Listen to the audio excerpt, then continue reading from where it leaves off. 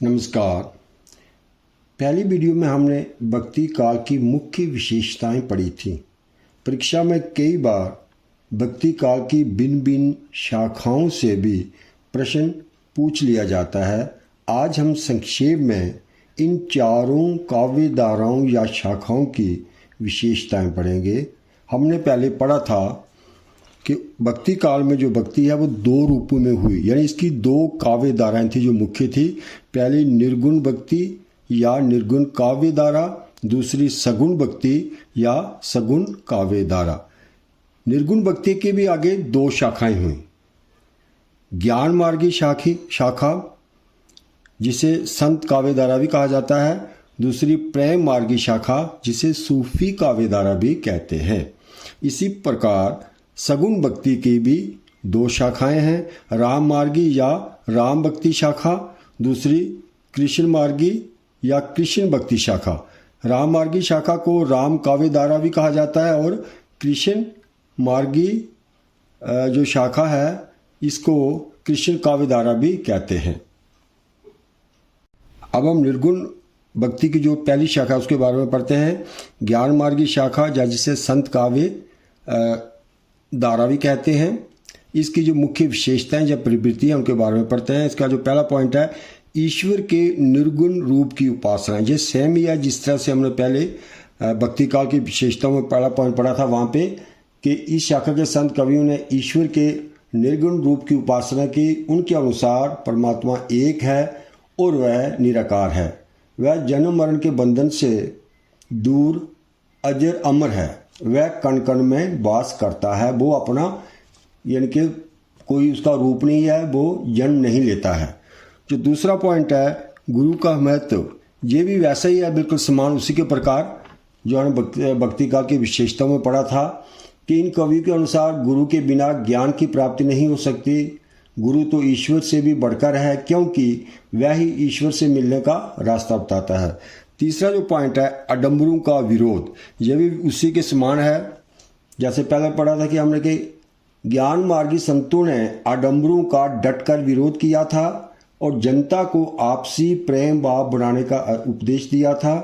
उनका मानना था कि आपसी ऊंच नीच की भावना स्वार्थ के कारण ही फैलाया गया एक पाखंड है। ये एक स्वार्थवश ऐसी चीज़ें फैलाई गई हैं। उसके बाद चौथा जो पॉइंट है माया का विरोध। संत कवियों ने संसारिक मोह माया से दूर रहने की बात कही है। माया को जीवात्मा और परमात्मा के मिलन में बाधक माना है, तो इस तरह से उन्होंने माया का विरोध किया है। पांचवा है नारी के प्रति दृष्टिकोण। जो ज्ञान मार्गी संत हैं, उन संतों ने नारी को माया का प्रतीक माना है।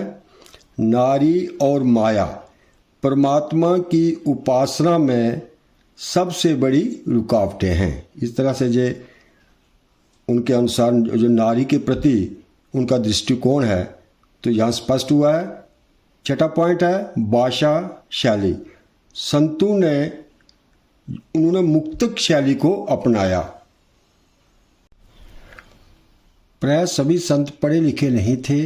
इन्होंने आम बोलचाल की भाषा को ही अपनाया।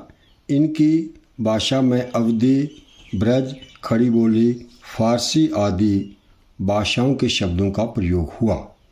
दोहा और चौपाई इनके प्रमुख छंद हैं।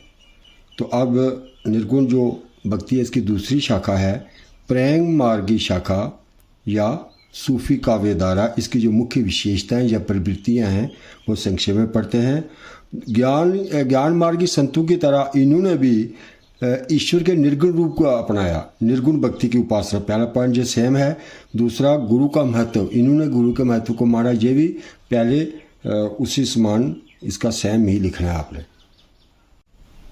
तीसरा पॉइंट है इसका माया के स्थान पर शैतान की कल्पना। ज्ञान मार्गी संतों ने माया को जीवात्मा और परमात्मा के मिलने में बाधक माना है, किंतु सूफियों ने शैतान को साधना में रुकावट डालने वाला माना है। फोर्थ पॉइंट नारी के प्रति दृष्टिकोण। सूफी कवियों ने संत कवियों की तरह नारी को ईश्वर की प्राप्ति के लिए बाधा नहीं माना है। सूफियों ने नारी को प्रेम मार्ग में प्रमुख स्थान दिया है।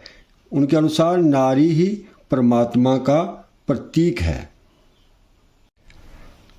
5वां पॉइंट है भाषा शैली। सूफी कवियों की भाषा अवधी है। कहीं कहीं भोजपुरी आदि स्थानीय भाषाओं का भी प्रभाव दिखता है। छंदों में इन्होंने मुख्य रूप से दोहा चौपाई को अपनाया है। तो अब हम जो सगुन भक्ति है उसकी जो शाखाएं हैं, यानी कि ये तीसरी शाखा आ गई यहाँ। निर्गुण की दो हमने पढ़ ली, अब ये इसकी पहली है किसकी, जो सगुन भक्ति थी उसकी पहला है राम मार्गी या राम भक्ति शाखा की मुख्य विशेषताएं या प्रवृत्तियां। ये एक ही हैं दोनों का अर्थ। पहला है राम का स्वरूप। राम भक्त कवियों ने श्री राम को ही ब्रह्म माना है। वे मानते हैं कि संसार से पापों का नाश करने के लिए भगवान विष्णु ने राम के रूप में अवतार लिया था। श्री राम मर्यादा पुरुषोत्तम है। वे 14 कलाओं से संपन्न हैं। वे अपने भक्तों के संकट दूर करते हैं। राम भक्ति शाखा के प्रमुख कवि तुलसीदास हैं। इसका दूसरा पॉइंट, राम भक्ति का स्वरूप, मतलब किस रूप में प्रभु राम की जो उपासना या भक्ति की जाती थी। राम भक्ति शाखा के कवियों ने दास्य भाव से, यानी कि खुद को दास मानकर दास्य भाव से प्रभु श्री राम की भक्ति की है। तुलसीदास तो अपने को प्रभु राम का छोटा सा दास मानते हैं, परंतु इन्होंने दूसरे देवताओं की पूजा में भी विश्वास व्यक्त किया है, यानी कि जो ब्रह्मा विष्णु महेश आदि वो भी इन्होंने उनकी पूजा भी की। इन्होंने ज्ञान और कर्म के महत्व को स्वीकार करते हुए भक्ति को श्रेष्ठ माना है। तीसरा पॉइंट, लोक संग्रह की भावना। राम भक्त कवियों विशेषकर तुलसीदास ने लोक कल्याण की भावना से ही रामचरितमानस की रचना की है। रामचरितमानस में उन्होंने आदर्श पिता, आदर्श भाई, इसी प्रकार आदर्श पुत्र, आदर्श नारी के स्वरूप का वर्णन किया है। उन्होंने आदर्श समाज के निर्माण पर बल दिया है। फोर्थ, छंद अलंकार। राम भक्त कवियों ने दोहा, चौपाई, सोरठा आदि छंदों का खुलकर प्रयोग किया। काव्य में अपने भाव स्पष्ट करने के लिए उपमा और रूपक अलंकारों का मुख्य रूप से प्रयोग किया। भाषा। राम काव्य की मुख्य भाषा अवधी है। साथ ही इनके काव्य में ब्रज, संस्कृत, राजस्थानी और फारसी आदि शब्दों का प्रयोग भी मिलता है। इनकी भाषा व्याकरण संबंधी दोषों से मुक्त है, यानी कि ये भाषा जो है काफ़ी अपने आप में अच्छी है, इसमें व्याकरणिक दोष नहीं है। अब है ये कृष्ण भक्ति शाखा, यानी कि सगुण भक्ति की एक राम भक्ति शाखा हो गई। अब कृष्ण भक्ति शाखा की जो मुख्य विशेषताएं हैं वो देखते हैं। पहला पॉइंट, कृष्ण का स्वरूप।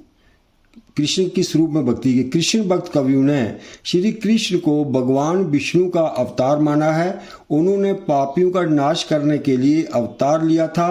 वे 16 कलाओं से संपन्न हैं। सूरदास को कृष्ण भक्ति का प्रमुख कवि माना जाता है। दूसरा पॉइंट, कृष्ण भक्ति का स्वरूप। कृष्ण भक्त कवियों ने कृष्ण की प्रेम भक्ति को अपनाया है।